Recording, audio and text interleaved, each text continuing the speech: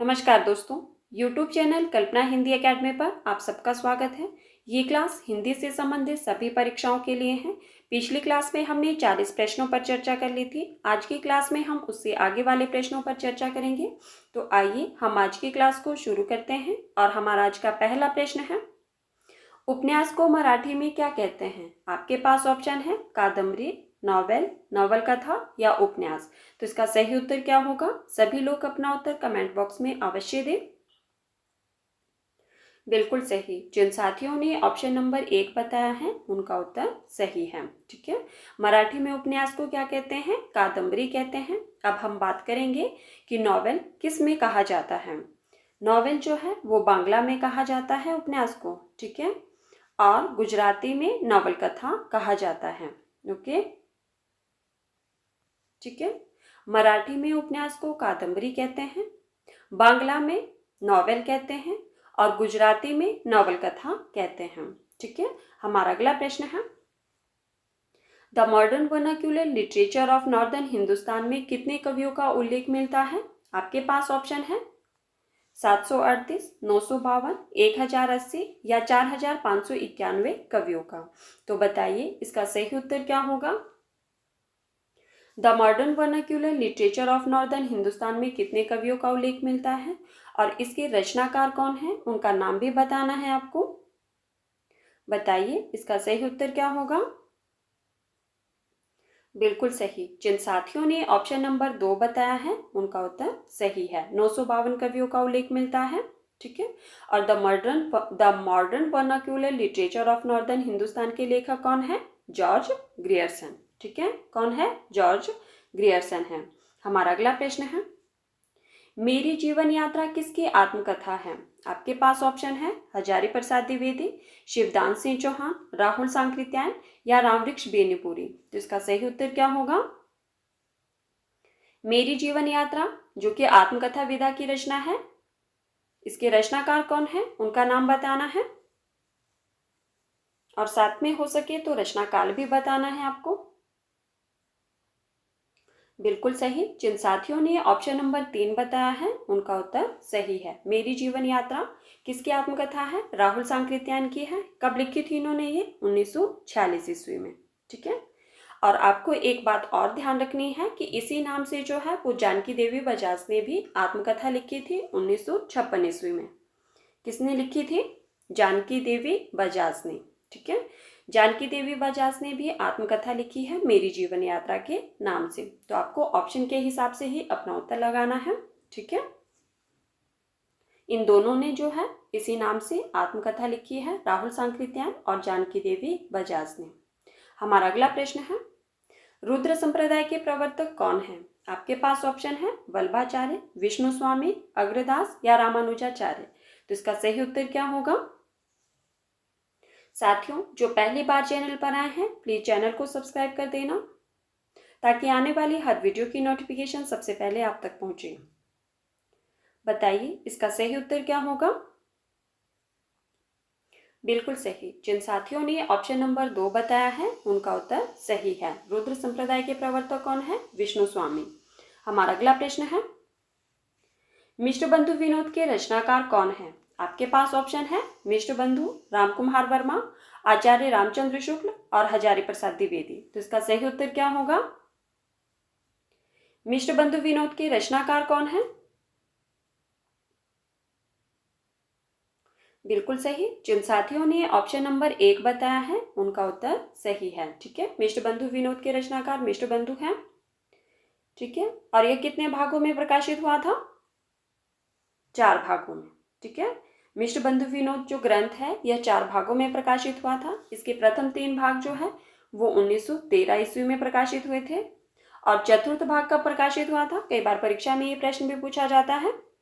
बताइए, 3 भाग तो इसके 1913 ईस्वी में प्रकाशित हुए थे और चतुर्थ भाग कब प्रकाशित हुआ था? 1934 ईस्वी में। ठीक है, चलिए आप लोग मुझे ये बताइए कि मिष्ट बंधु कितने भाई थे और उनके नाम भी बता दीजिए। कितने भाई थे? बिल्कुल सही, 3 भाई थे। ठीक है, कौन कौन थे? श्याम, शुक और गणेश। हमारा अगला प्रश्न है, डॉक्टर सत्येंद्र ने प्रथम एकांकीकार किसे माना है?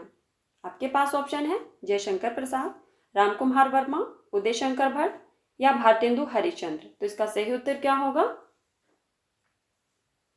डॉक्टर सत्येंद्र ने प्रथम एकांकीकार किसे माना है? बिल्कुल सही, बिल्कुल सही। जिन साथियों ने ऑप्शन नंबर 4 बताया है उनका उत्तर सही है। ठीक है, डॉक्टर सत्येंद्र ने प्रथम एकांकीकार जो माना है किसे माना है? भारतेंदु हरिश्चंद्र को। हमारा अगला प्रश्न है, निम्न में से भट्ट केदार की रचना है। आपके पास ऑप्शन है जयचंद प्रकाश, परमाल रासो, कुमारपाल प्रतिबोध या बिसलदेव रासो। तो इसका सही उत्तर क्या होगा? भट्ट केदार की रचना कौन सी है? बताइए। बिल्कुल सही। जिन साथियों ने ऑप्शन नंबर 1 बताया है उनका उत्तर सही है। जयचंद प्रकाश की रचनाकार कौन है? भट्ट केदार। ठीक है, और परमाल रासो की रचनाकार कौन है? बताइए, परमाल रासो किसकी रचना है? बिल्कुल सही, जगनिक की। ठीक है, किसकी रचना है परमाल रासो? जगनिक की। चलिए, कुमारपाल प्रतिबोध किसकी रचना है? सोमप्रभ सूरी की। ठीक है, किसकी है? सोमप्रभ सूरी की। और फिर है आपके पास बिसलदेव रासो। बिसलदेव रासो की रचनाकार कौन है? बिल्कुल सही, नरपति नाल। ठीक है, नरपति नाल। हमारा अगला प्रश्न है, गेहूं और गुलाब किस विधा की रचना है? आपके पास ऑप्शन है उपन्यास, नाटक, कहानी या इनमें से कोई नहीं। तो इसका सही उत्तर क्या होगा? बताइए, गेहूं और गुलाब किस विधा की रचना है और इसके रचनाकार कौन है? उनका नाम भी बताना है आपको। बताइए, इसका सही उत्तर क्या होगा?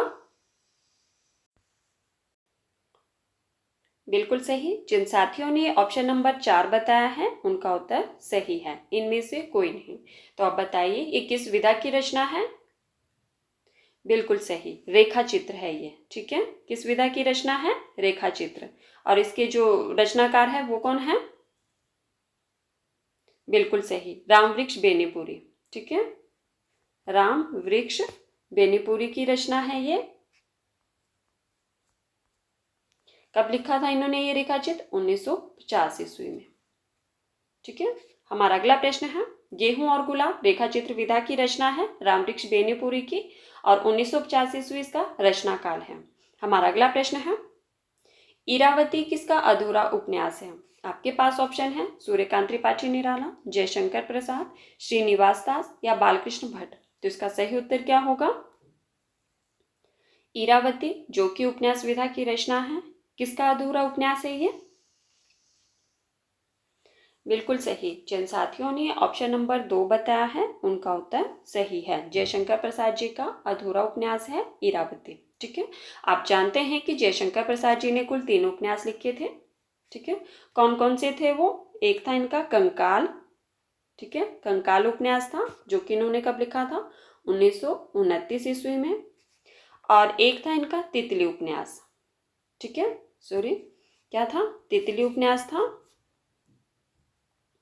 तितली उपन्यास कब लिखा था इन्होंने? 1934 ईस्वी में।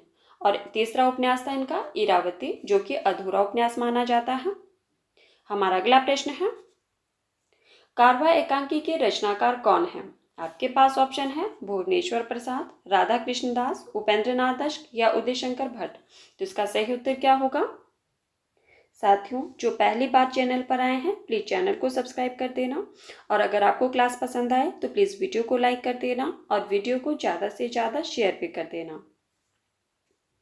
बताइए, इसका सही उत्तर क्या होगा? बिल्कुल सही। जिन साथियों ने ऑप्शन नंबर 1 बताया है उनका उत्तर सही है, कारवा जो कि एक एकांकी है। ठीक है, इसके रचनाकार कौन है? भुवनेश्वर प्रसाद। हमारा अगला प्रश्न है, मनीषी की लोक यात्रा किस विधा की रचना है? आपके पास ऑप्शन है रेखाचित्र, संस्मरण, जीवनी या आत्मकथा। तो इसका सही उत्तर क्या होगा? मनीषी की लोक यात्रा किस विधा की रचना है और इसके लेखक कौन है? उनका नाम भी बताना है आपको। बताइए, इसका सही उत्तर क्या होगा? बिल्कुल सही। जिन साथियों ने ऑप्शन नंबर, शाबाश बताइए, 3। जी हाँ, जिन साथियों ने ऑप्शन नंबर 3 बताया है उनका उत्तर सही है। मनीषी की लोक यात्रा जीवनी विधा की रचना है और इसके लेखक कौन है? भगवती प्रसाद सिंह। ठीक है, कौन है? भगवती प्रसाद सिंह। ठीक है, भगवती प्रसाद सिंह इसके लेखक हैं। हमारा अगला प्रश्न है,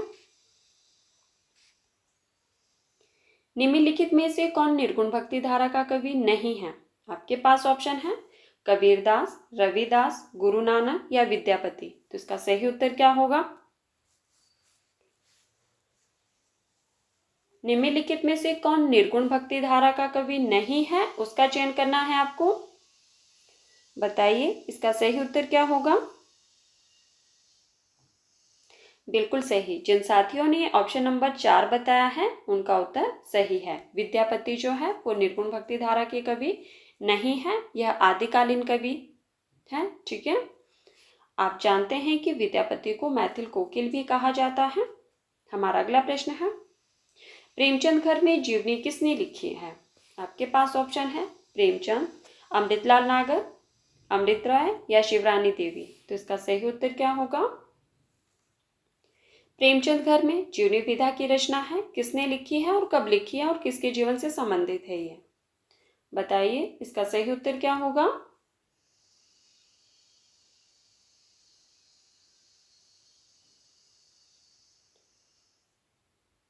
बिल्कुल सही। जिन साथियों ने ऑप्शन नंबर 4 बताया है उनका उत्तर सही है। प्रेमचंद घर में शिवरानी देवी ने जीवनी लिखी है। ये कब लिखी थी? 1944 ईस्वी में। ठीक है, और किसके जीवन से संबंधित है ये? प्रेमचंद के जीवन से संबंधित है। ठीक है, प्रेमचंद की पत्नी थी शिवरानी देवी, उन्होंने प्रेमचंद के जीवन से संबंधित प्रेमचंद घर में नाम से जीवनी लिखी थी 1944 ईस्वी में। हमारा अगला प्रश्न है, निम्न में से श्रीलाल शुक्ल की रचना है। आपके पास ऑप्शन है देहाती दुनिया, राग दरबारी, आषाढ़ का एक दिन या कटरा भी आरजू। तो इसका सही उत्तर क्या होगा? कौन सी रचना श्रीलाल शुक्ल की है उसका चयन करना है आपको, और साथ में उसका रचना काल भी बताना है, क्योंकि पिछली क्लास में ही मैंने आपको बताया था। बताइए इसका सही उत्तर क्या होगा?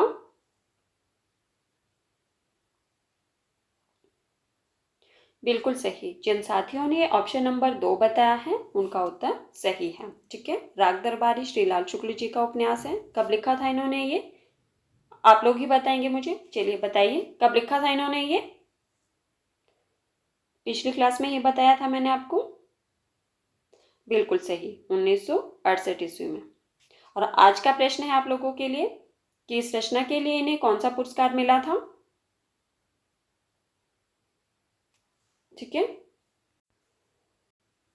ठीक है, सभी लोग मुझे अपना उत्तर कमेंट बॉक्स में अवश्य देना कि श्रीलाल शुक्ल जी को कौन सा पुरस्कार मिला था और कब मिला था। ठीक है, इस रचना के लिए श्रीलाल शुक्ल जी को कौन सा पुरस्कार मिला था और कब मिला था। हमारा अगला प्रश्न है, चलिए थोड़ा सा हम इसके बारे में भी जान लेते हैं कि देहाती दुनिया, इसके रचनाकार कौन है? बिल्कुल सही, देहाती दुनिया शिवपूजन सहाय की रचना है। ठीक है, 1926 ईस्वी की। आषाढ़ का एक दिन मोहन राकेश का नाटक है, 1958 ईस्वी का। ठीक है, 1958 ईस्वी का मोहन राकेश जी का नाटक है ये। देहाती दुनिया किसका बताया मैंने? शिवपूजन सहाय का, 1926 ईस्वी का। कटरा बी आरजू, इसके रचनाकार कौन है? बिल्कुल सही, राही मासूम रचा की रचना है ये। ठीक है, कटरा बी आरजू। हमारा अगला प्रश्न है, धर्मयुग पत्रिका के संपादक थे, कौन थे? आपके पास ऑप्शन है जयशंकर प्रसाद, रघुवीर सहाय, धर्मवीर भारती या अमृत राय। तो इसका सही उत्तर क्या होगा? धर्मयुग पत्रिका के संपादक कौन थे? कहाँ से निकलती थी और कब निकलती थी ये पत्रिका? कब निकाली गई थी, कब प्रकाशित हुई थी? बताइए इसका सही उत्तर क्या होगा?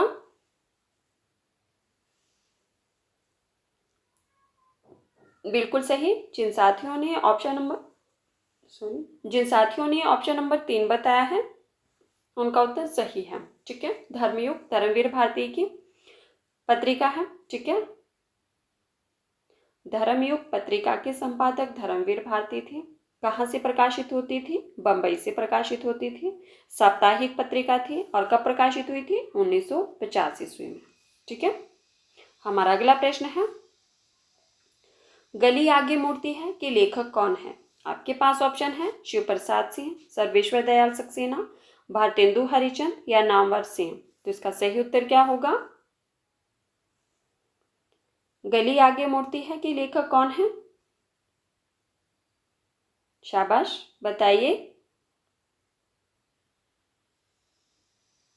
बिल्कुल सही। जिन साथियों ने ऑप्शन नंबर 1 बताया है उनका उत्तर सही है। ठीक है, गली आगे मूर्ति है शिव प्रसाद सिंह जी की रचना है। हमारा अगला प्रश्न है, साथियों अगर किसी भी प्रश्न पर डाउट हो तो प्लीज मुझे कमेंट करके जरूर बताना ताकि मैं भी अपनी त्रुटि को सुधार सकूं। हमारा अगला प्रश्न है, अमीर खुसरो हिंदी साहित्य के किस काल से संबंधित कवि है? आपके पास ऑप्शन है रीतिकाल, आधुनिक काल, आदिकाल या भक्तिकाल। तो इसका सही उत्तर क्या होगा? अमीर खुसरो हिंदी साहित्य के किस काल से संबंधित कवि है?